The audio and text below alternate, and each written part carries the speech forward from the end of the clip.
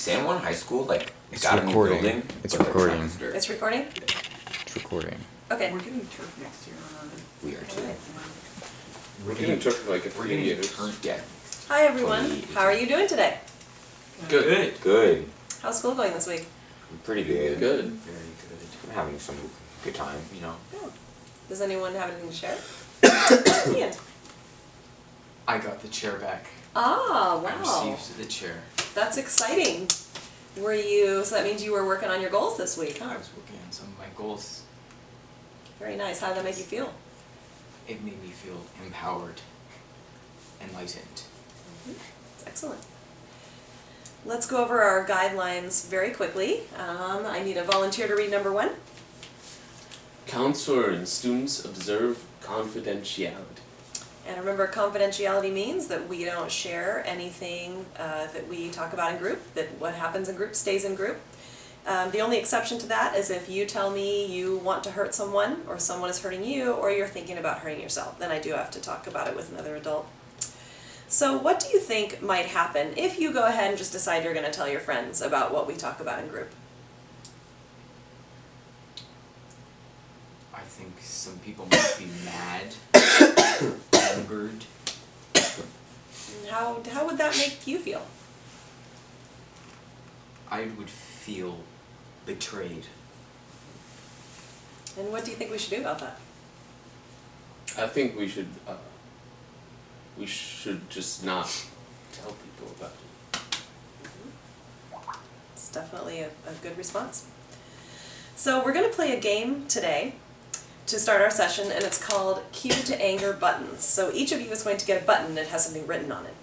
And it has something that happens in your body when you get angry. So what we're going to do is act it out. Do you think that that's something you'd like to try? Yeah. Okay, Yes. should be fun. Yeah. So like epinephrine responses or like...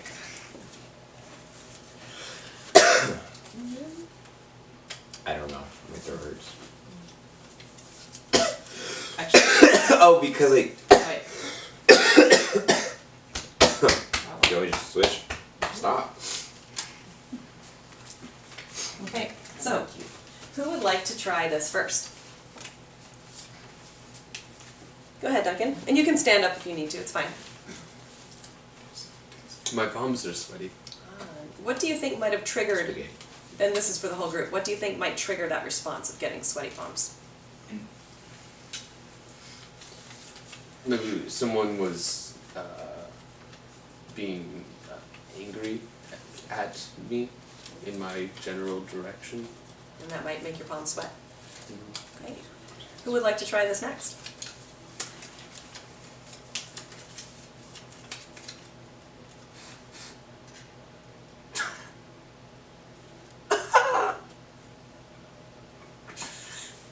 I was crying. Quentin?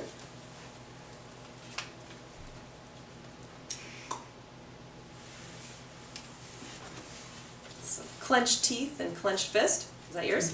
She got it. Mhm. And Michaela? Tightness in the chest. Tightness in the I thought you were chest. having a stroke. And you can keep your buttons for later. So our question for today is, what makes people angry and how do they know when they're angry? In other words, what trips your trigger? So from last week's session, I'm going to hand you your goals quickly, and we'll go over that for just a moment. Ian? And Quentin? Duncan? And Taylor. So look at those for just a moment. And I want you to show me with your hands, using a scale of 1 to 5, how you think you did on your goals this week. Ian, you already shared about how well your goals went, so just go ahead and show me on a scale of 1 to 5. Wow, nice job. Seems like we've all made some progress. Okay, you can go ahead and put your papers under your chair for now. So today's activity, we're going to talk about the brain. It's my nails.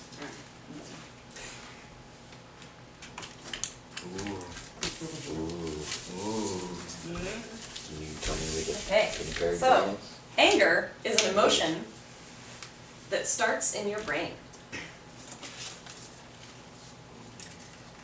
And when something trips your trigger and starts to get you angry, it all starts here. It starts with a cognition or a thought. So we call the trigger the activating event. That's our A in our chart. A goes to B, B goes to C, C goes to D. So once that trigger happens, then you get a thought in your mind. You get some kind of belief, and you tell yourself something about what's happening. From that, that's when you get the feeling, and then you act on it. And then from there, once you act on it, and you have your feeling, then we can go to the D, which is dispute, which means to re-examine your thoughts and try to develop new ones in response to A. So just to start us off with an example of A, my trigger is traffic. I really don't like traffic. If I'm going to San Francisco, I get really angry when the traffic comes to a dead stop and I want to be in the city. So what I'd like to do is have someone give me an example from you of an activating event for you, and then we can write it on the board. Ian? A trigger for me is when some scoundrel takes my pencil. Okay, can you write that down for me?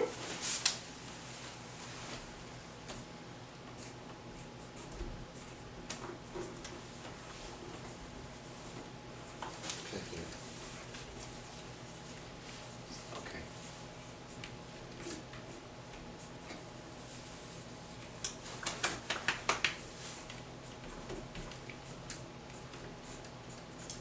Okay, so that's our activating event, that's the trigger. So what thoughts are going on? And this can be either Ian, you can think of it, or someone else if you want to jump in. What thoughts do you think you're having at that moment when a scoundrel takes your pencil?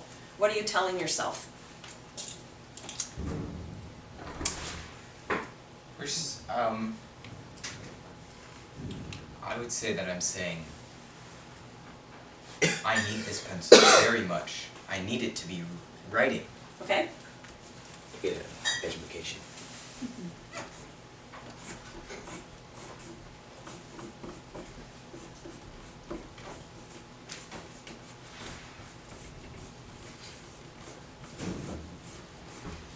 Okay?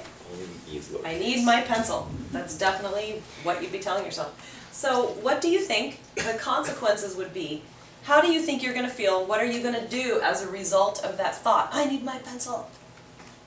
Duncan? I think maybe he would feel very aggravated over the situation. Okay. Yeah, I'd go. And what do you think he's going to do? I think he might do something physical, like maybe attempt to take the pencil back. Okay. Throw Why a don't- chair. Okay, why don't you come write that up there? Oh, Or, better check in. You just got your chair back, you can't throw it again.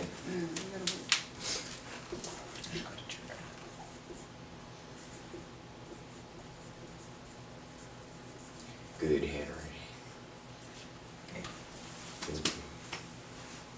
It's better than Don't normal. talk to me. Okay.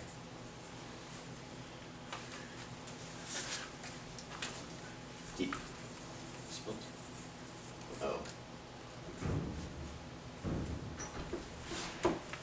okay, so thank you, Duncan. Thank you, Ian. So this week, I want you to think about what trips your trigger and how you can re-examine, come down here to D, re-examine your beliefs to change this one, right?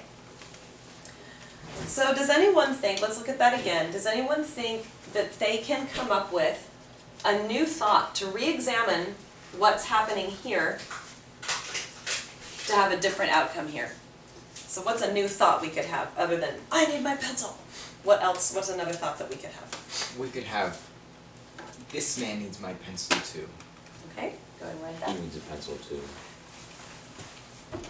Maybe I can get a new pencil.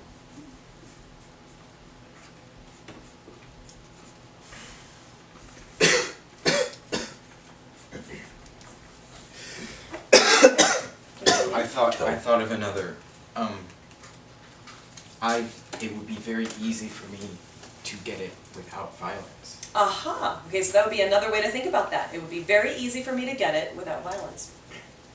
So I have a worksheet for you that is a smaller version of our chart, and it has spaces to write 3 different situations of activating events, beliefs, consequences, and how you can re-examine that. So I'm going to hand you those. So I'm going to ask that you go ahead and fill it out. Once you're done, you can turn it in to me and then head back to class. Next time we're going to talk about ways we can use our bodies when we have a trigger. So hard surfaces to write on are behind Duncan and pens. That's doesn't work.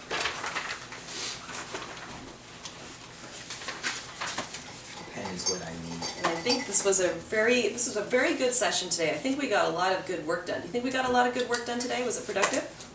Wait, what are we supposed to do here? You're supposed to look at the first part says the activating event. So think of something that triggers you, something that trips your trigger, that gets you mad. So you write that there, then you're gonna write in the next one what you think about that. What do you think about that event, about that trigger? Trigger sheet, write that. Sure, that was your example, go ahead.